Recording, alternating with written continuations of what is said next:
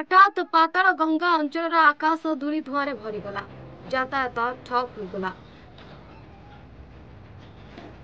लोकों मध्य देखादेला भय। प्रकृतिर कोप देखिला उत्तराखंड।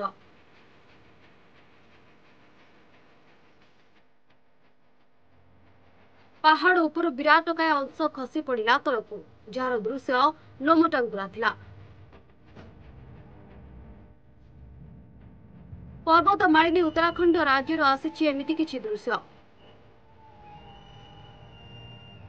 चमोली जिला पाताल गंगा बद्रीनाथ नेशनल हाईवे रे थिबा सुडंग उपरे भयंकर भूस्खलन होइछि। भूस्खलन फल अंचल एक बड़ अंश धूली धुआं लहड़ी भांगी। भूस्खलन फल रास्तार दुई पार्श्व बहु गाड़ी अटकी रही। तेबे एतिकी सौभाग्य कि एथिरे केही मृताहत होई नांती। हेले भूस्खलन पाई जोशीमठ बद्रीनाथ हाईवे को बंद करिछि प्रशासन। मौसुमी आसिबा पर उत्तराखंड रे भारी वर्षा हेउछि। एहार प्रभाव रे अनेक पहाड़ उपरे पथरखंड सबु विपदसंकुल अवस्था रही। केतेबेले केउ पहाड़रू भूस्खलन हेब ताहा कहि नहीं।